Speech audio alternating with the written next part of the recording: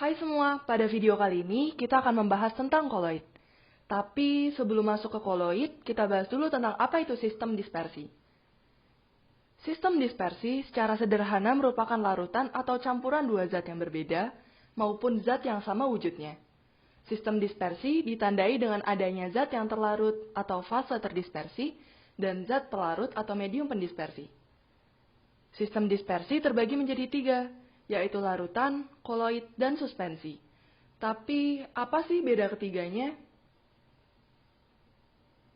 Kita ambil contoh, kita gunakan pasir, gula, dan susu sebagai zat yang terlarut.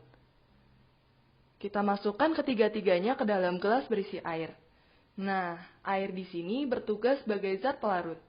Kembali lagi, kita masukkan ketiga bahan ini ke dalam gelas berisi air secara terpisah, lalu diaduk.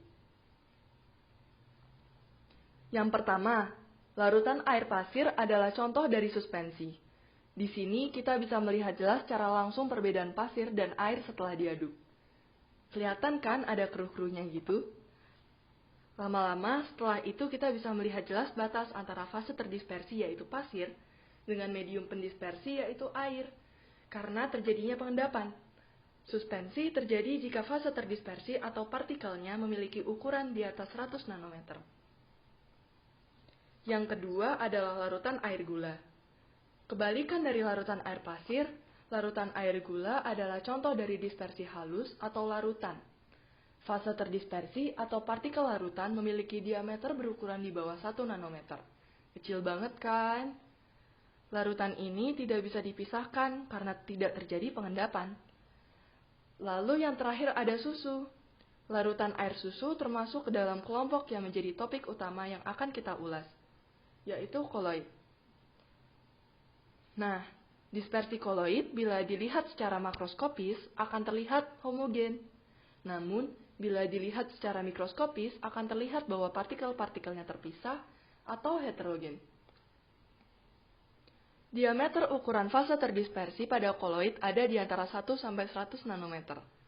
Tanda-tanda untuk koloid adalah larutan itu selalu keruh, namun tidak ada pengendapan dalam larutan itu sehingga tidak bisa disaring. Bila disimpulkan, berikut adalah perbedaan di antara ketiganya. Jadi, dari perbedaan-perbedaan tadi, disimpulkan jika koloid berada di antara larutan dan suspensi. Dibilang larutan ya enggak, dibilang suspensi juga bukan. Jika didefinisikan, koloid adalah campuran antara dua zat atau lebih, di mana fase terdispersi berukuran antara 1 hingga 100 nanometer dan tersebar merata dalam medium pendispersi. Contoh